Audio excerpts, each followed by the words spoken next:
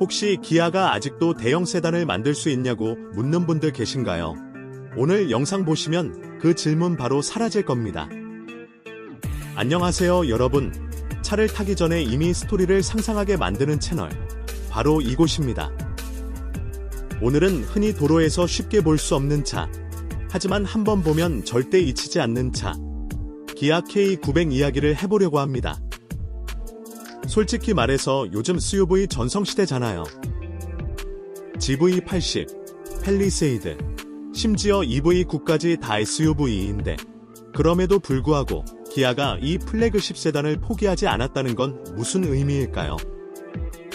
과연 K900은 제네시스 G90의 그림자일까요? 아니면 조용한 반전 카드일까요? 끝까지 보시면 생각이 꽤 달라질 겁니다. 처음 K900을 마주하면 가장 먼저 드는 느낌은 크기보다 분위기입니다. 낮게 깔린 차체, 길게 뻗은 보닛, 그리고 과하게 튀지 않으면서도 단단한 존재감이 확 느껴집니다. 최신 기아 디자인 언어가 반영된 전면부는 K5나 K8처럼 공격적이기보다는 훨씬 절제되고 성숙한 인상을 주죠. 큼직한 그릴과 얇게 정제된 헤드램프는 이 차가 누군가에게 보여주기 위한 차가 아니라 스스로를 증명하는 차라는 메시지를 던집니다. 측면으로 가면 휠베이스가 얼마나 긴지 바로 체감되고 뒷좌석 중심의 설계라는 것도 자연스럽게 느껴집니다. G80보다 크고 G90보다는 살짝 낮은 포지션, 이 미묘한 간격이 오히려 K900만의 캐릭터를 만들어줍니다. 문을 열고 실내로 들어가는 순간 분위기는 완전히 달라집니다. 요즘 기아 실내가 많이 좋아졌다는 건 다들 아시죠? 하지만 K900은 그 중에서도 한 단계 더 올라가 있습니다. 가죽 질감부터 우드 트림, 버튼의 촉감까지 확실히 신경 쓴 흔적이 느껴집니다. K8나 스팅어에서 느꼈던 스포티한 감성보다는 훨씬 조용하고 안정적인 공간이에요. 운전석에 앉아도 좋지만 이 차는 솔직히 말해서 뒷좌석이 진짜입니다.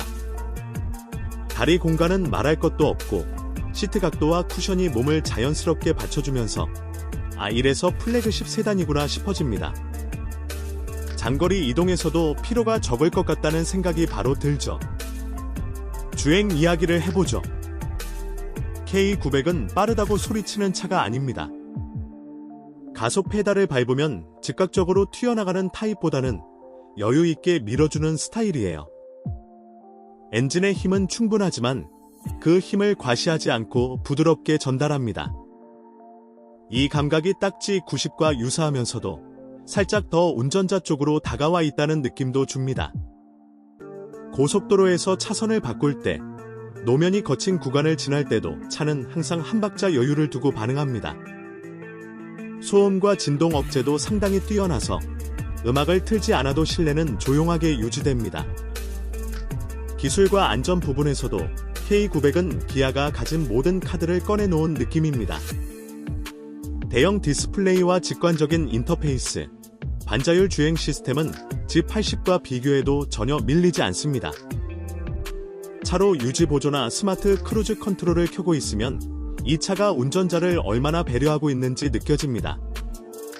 가격 이야기를 꺼내기 전인데도 벌써 머릿속에서는 이런 생각이 들죠.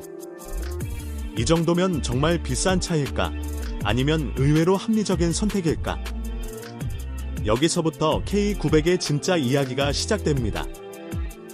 이 차는 누구를 위한 차일까요? 다음 이야기에서 그 답을 확실히 짚어보겠습니다. 이 채널이 처음이시라면 구독, 그리고 이 차에 대한 여러분의 솔직한 생각도 댓글로 남겨주세요. 이제 가장 현실적인 이야기로 넘어가 볼까요? 아무리 디자인이 좋고 실내가 고급스럽고 주행 감각이 훌륭해도 결국 우리가 마지막에 보게 되는 건 가격표입니다. K900의 가격을 처음 보면 솔직히 놀라는 분들도 있을 거예요. 기아 엠블럼을 달고 있지만 가격대는 분명히 플래그십 세단 영역에 있습니다. 그런데 여기서 중요한 건 숫자 자체가 아니라 그 숫자로 무엇을 얻느냐죠. 같은 가격대에서 우리는 제네시스 G80, 조금 더 보태면 G90 하위 트림도 고민하게 됩니다. 그럼에도 불구하고 K900이 의미 있는 이유는 이 차가 단순히 가성비로 접근할 수 있는 차가 아니기 때문입니다. K900은 경쟁 모델들과 비교했을 때 방향성이 꽤 명확합니다. G80이 운전자 중심의 프리미엄 세단이라면 K900은 뒷좌석 중심의 정제된 플래그십에 가깝습니다. 실제로 뒷좌석에 앉아보면 이 차가 어떤 사람을 상상하며 만들어졌는지 느껴져요. 직접 운전하는 날도 있겠지만 누군가에게 맡기고 이동하는 시간이 더 많은 사람, 조용하고 안정적인 공간에서 생각을 정리하고 싶은 사람에게 이 차는 굉장히 잘 맞습니다. BMW 7 시리즈처럼 화려하게 기술을 과시하지도 않고 S클래스처럼 존재감을 강요하지도 않지만 대신 편안함과 품위를 조용히 전달합니다. 유지비와 실사용 측면에서도 K900은 의외의 장점을 보여줍니다. 같은 급의 수입 대형 세단들과 비교하면 정비나 유지 부담이 훨씬 현실적이고 국내 환경에 최적화된 세팅 덕분에 일상 주행에서 스트레스가 적습니다. 차체는 크지만 시야 확보가 좋고 주차 보조 시스템도 잘 갖춰져 있어서 생각보다 부담스럽지 않아요. 이런 부분에서 K900은 보여주기 위한 차라기보다는 실제로 매일 탈 수 있는 플래그십이라는 인상을 줍니다. 그렇다면 이 차의 단점은 없을까요? 분명히 있습니다. 요즘 트렌드에 맞춰 조금 더 과감한 디자인을 기대하는 분들에게는 K900이 다소 보수적으로 느껴질 수 있습니다. 또한 브랜드 이미지 측면에서 제네시스나 수입차에 비해 감성적인 만족도가 떨어진다고 느끼는 분들도 있을 거예요. 하지만 그건 단점이라기보다는 이 차가 선택받는 이유이기도 합니다. 과시보다 본질을 중시하는 사람에게는 오히려 이 조용함이 큰 매력으로 다가옵니다. K900을 타면서 가장 인상 깊었던 건 이 차가 운전자에게 계속 말을 걸지 않는다는 점입니다. 요즘 차들은 너무 많은 기능과 알림으로 끊임없이 주의를 요구하죠. 하지만 K900은 필요한 순간에만 개입하고 나머지 시간에는 조용히 배경이 되어줍니다. 이런 성격은 장시간 이동할수록 더 크게 느껴집니다. 고속도로를 달리며 음악을 틀어놓고 있으면 이 차가 얼마나 잘 만들어진 이동 공간인지 자연스럽게 체감하게 됩니다. 결국 K900은 모두를 위한 차는 아닙니다. 하지만 분명 누군가에게는 최고의 선택이 될 수 있는 차입니다. 브랜드보다 완성도를 보고 유행보다 편안함을 선택하고 조용한 고급스러움을 즐길 줄 아는 사람이라면 이 차는 충분히 매력적입니다. 혹시 지금 대형 세단을 고민하고 계신가요? 그렇다면 한 번쯤은 K900을 리스트에 올려놓고 직접 타보시길 권해드립니다.